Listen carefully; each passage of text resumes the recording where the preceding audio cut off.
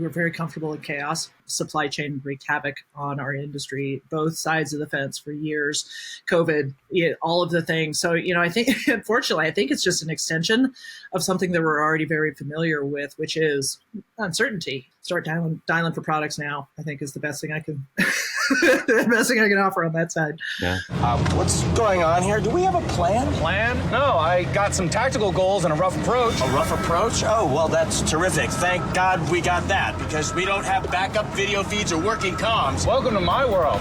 CEDIA heads to Capitol Hill. Maybe they're going to do something about tariffs, maybe not, but they're also going to talk about the CHIPS Act and also the best way to get fresh young people into the residential and AV industry. All that and more next on ResiWeek. This is ResiWeek, episode 480, recorded Monday, April 21st, 2025. Comfortable with chaos. This is ResiWeek, the weekly look at the residential side of the AV industry. My name is not Matt Scott. I am Tim Albright, the deeper voiced, shorter, better haired version of AVNation. How are you? With us to talk about residential is Katye McGregor-Bennett from KMB Communications. Welcome, ma'am. Thank you, sir. Thanks for having me back. It's good to see you again, my friend. Good to see you. And also with us, one of the best guitarists in the AV industry, Mr. Robert Archer from CE Pro. Welcome, sir. Thank you, Tim. Maybe the only. Well, you're not the only. You guys have a band. Yeah. Mitch Klein is He's a guitar journalist, guitar playing journalist, there you go. who also does. Gotcha. Okay. As we know. See, there you go. I'm not used to thinking on Mondays, which is when we're recording this. So yes, you're a guitarist, journalist in the AV industry. Got it. Yes, that you are probably the only one of those. All right. So we've got a couple of stories this week, and the first couple kind of conglomerate into one. First of all, we're going to talk about tariffs. I know you're shocked. Here in the States, the U.S. government, April 2nd, put on a bunch of different tariffs to nearly every country in the world, including a couple islands that have nothing but penguins. And then a few weeks later, they said, wait, here's some exceptions on various electronics coming from different places. Crestron was one of the companies that came out and said, okay, based on the April 2nd, here's your new tariff surcharge. They came back last week and said, wait a minute, because of the exceptions, here's your new tariff charge. This is a very fluid situation. It is a phrase I am afraid I'm going to get tired of saying, much like unprecedented times in 2020. But this is where we are. So 5% May 1st is the new Crestron tariff. ADI is also putting out some their own tariff language. A couple of manufacturers of note are still watching the situation. On the commercial side, you've got Shure and a couple others that are still kind of watching. They have not announced anything yet. Epson has announced some, and then they pulled them back. And so we're kind of waiting on their new definitions. But Katye, we're going to start with you. The overarching idea here and the overarching question is, what is going to be the long-term and maybe even the short-term impact of not just the tariffs, but of all of these charges and recharges and kind of the back and forth when it comes to an industry, whether that's construction or it's consumer electronics, that thrives on stability. It thrives on stability, but we're very comfortable in chaos.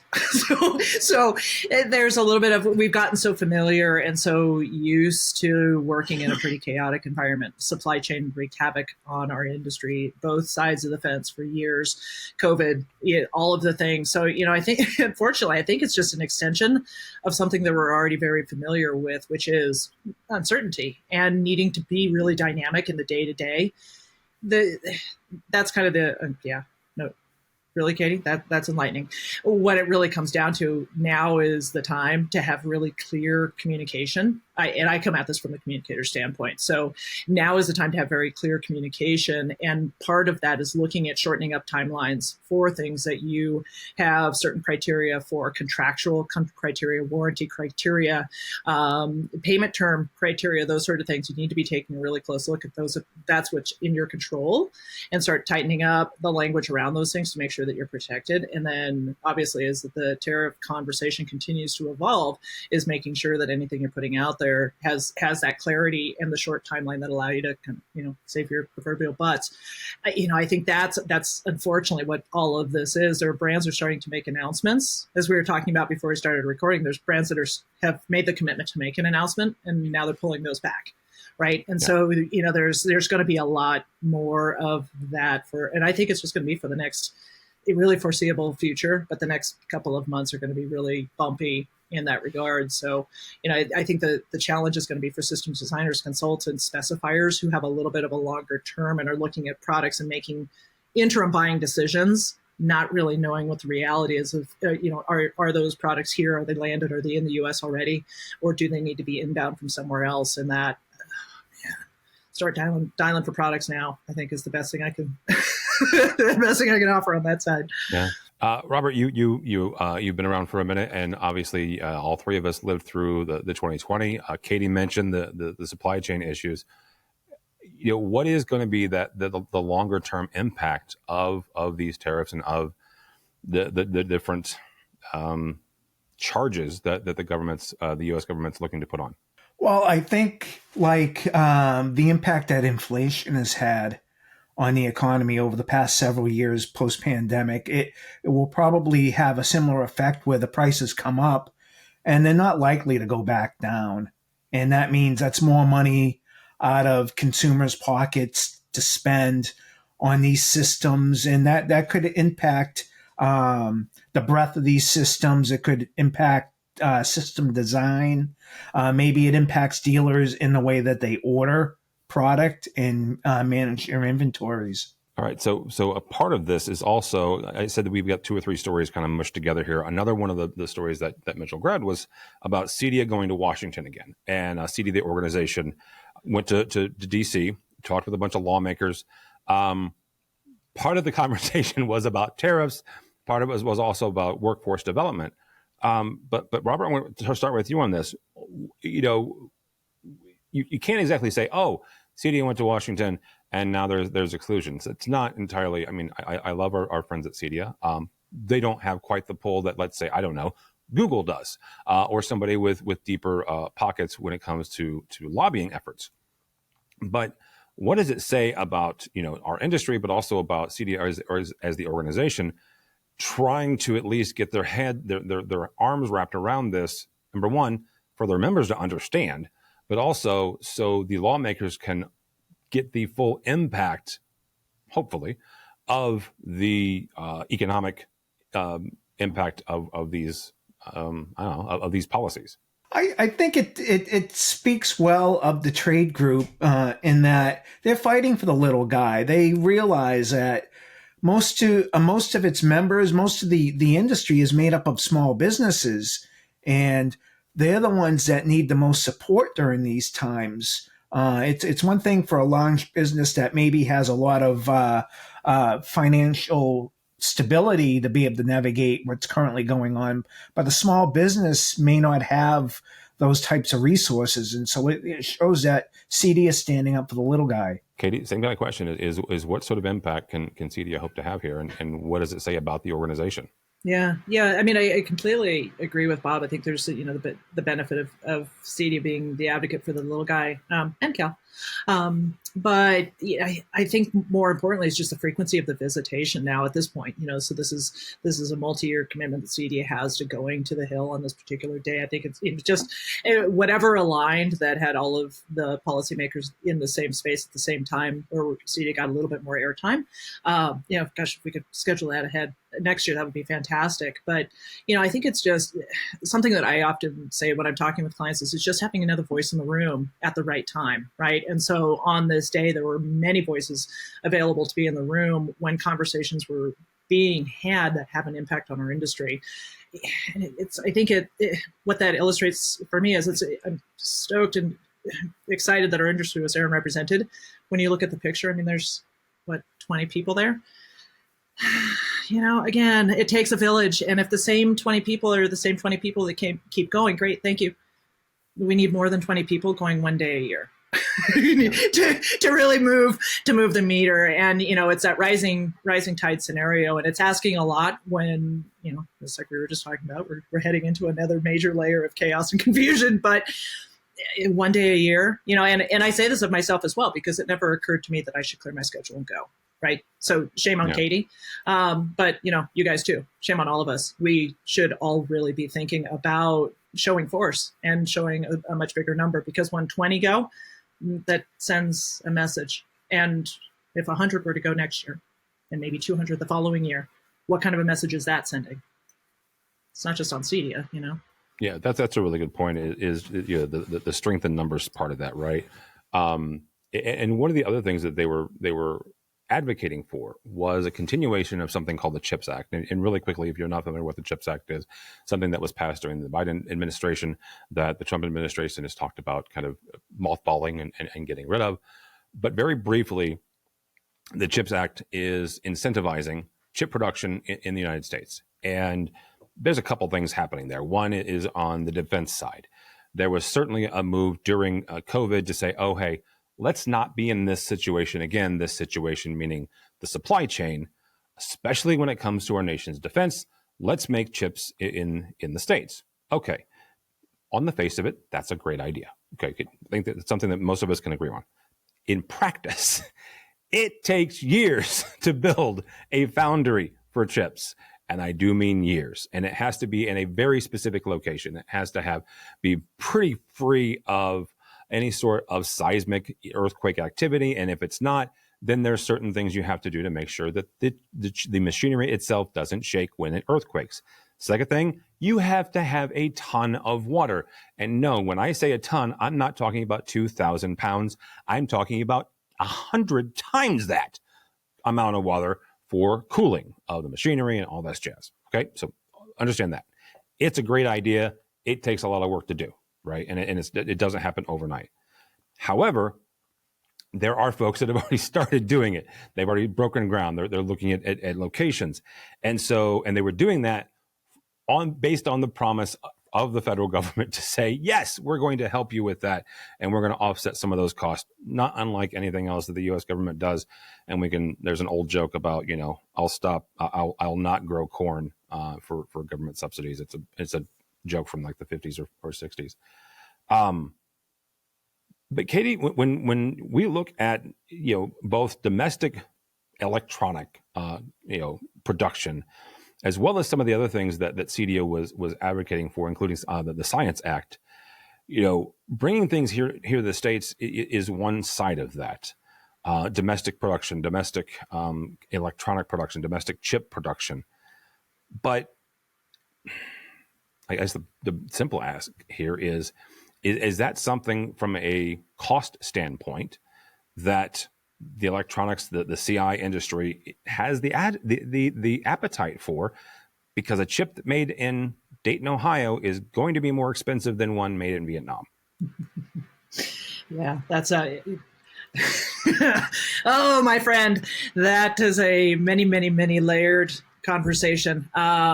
The best I can say is look at the phone on your desk, your mobile phone. And I just happen to have an iPhone, right? And what it cost me today, where it's manufactured today, is one thing.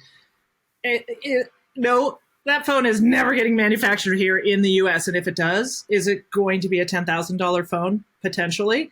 I'm just making it up. But seriously, I mean, neither of those things are ever going to happen. So I don't know how we really get to the other side of this. I honestly don't know how, because it's one thing to say that we're going to boost manufacturing, but where are the people going to come from that are going to make the stuff? And we don't have the ability to make the robotics as advanced now as they need to be to replace the humans that don't exist even in go anywhere right now. I mean, that's the bigger problem that I struggle with. And, I usually try to bring the air of positivity, but you brought the wrong topic to me. I asked you the wrong question for that.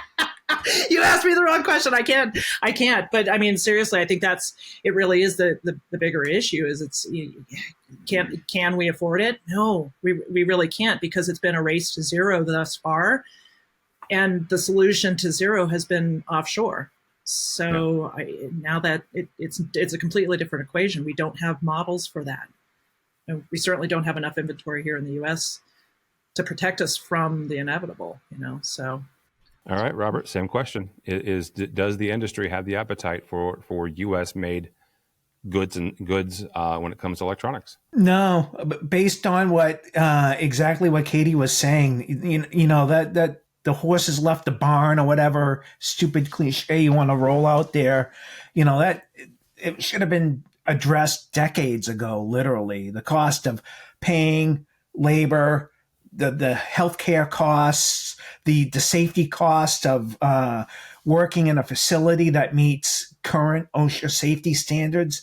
That's going to cost nothing but money. And what that would do to the cost of everything from an iPhone to a new computer to a new TV, prices would go up exponentially. Nobody could ever afford any of that stuff. It should have been addressed decades ago, literally. It's too late now. One of the other aspects that CEDIA was advocating for, and that's workforce development.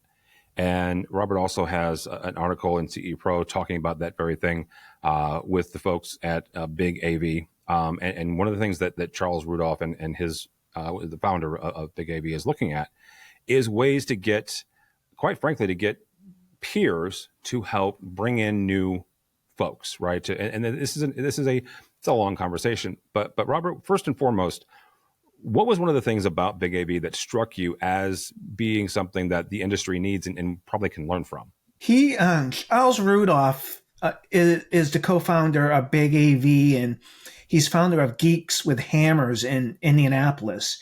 He's a really inspiring guy, and his positivity, his hunger for knowledge is really inspiring. And his goal of trying to unify different demographics and bring them into the smart home community is admirable, because at the end of the day, his goal addresses something that we really need in the industry, which is labor.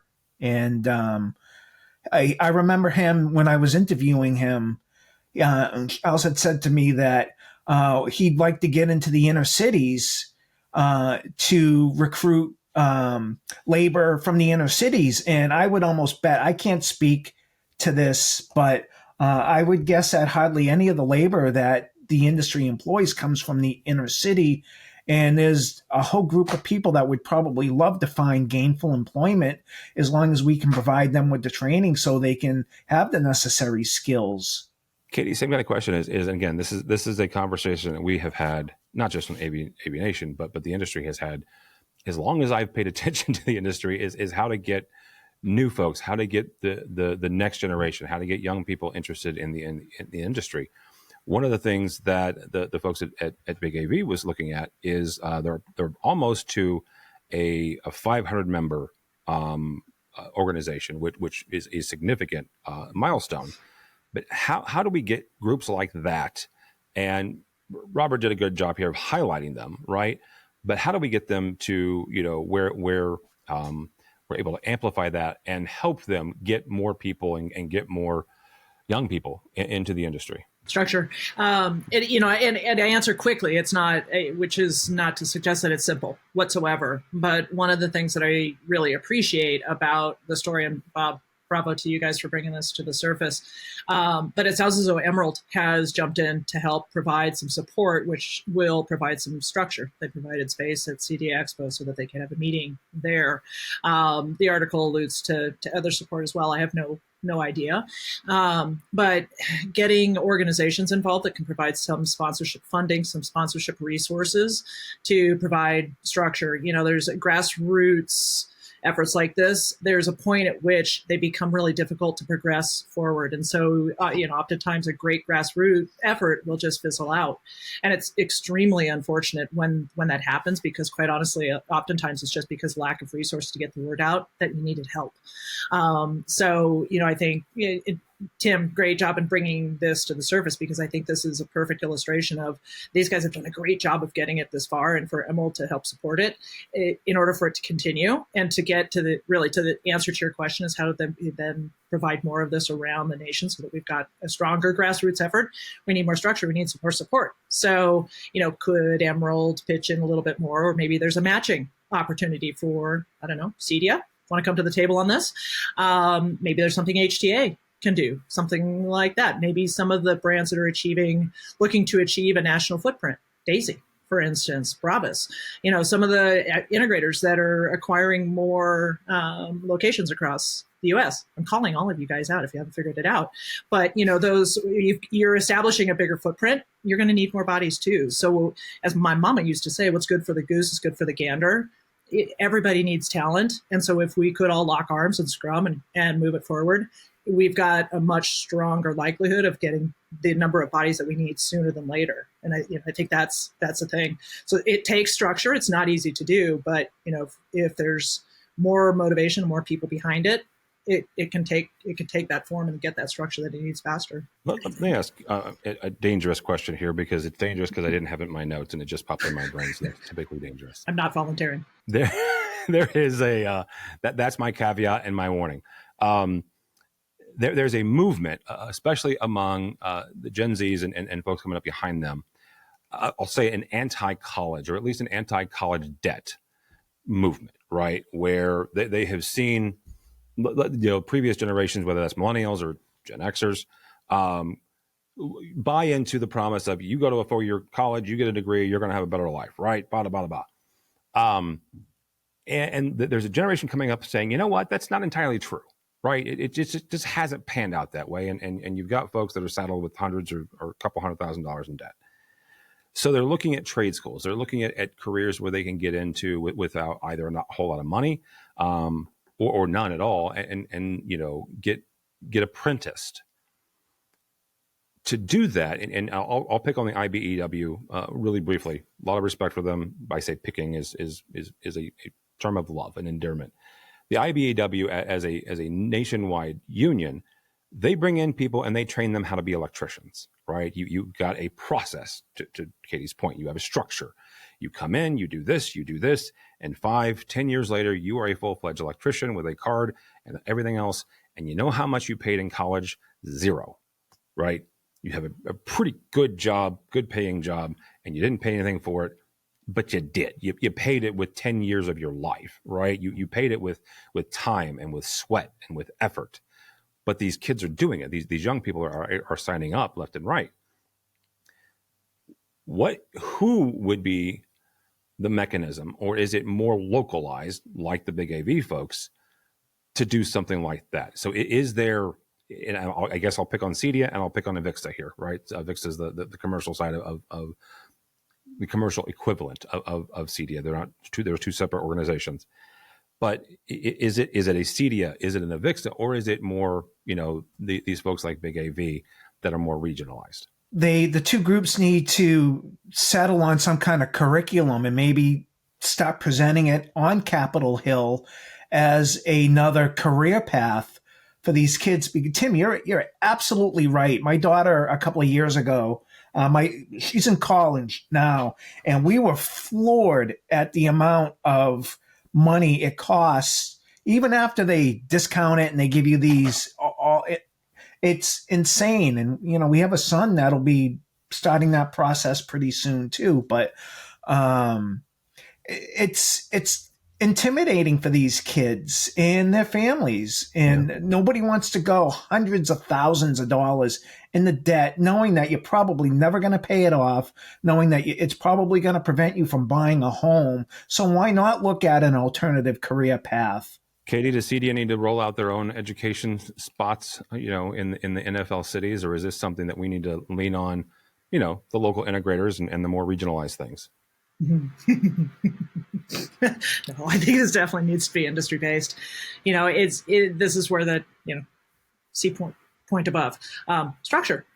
So without structure, it would become mayhem, and more importantly, it would just become everyone's version of the thing that should be done right, and everyone's version of what's right. That's fair. So I think that it really should come from an industry base. Is that realistic?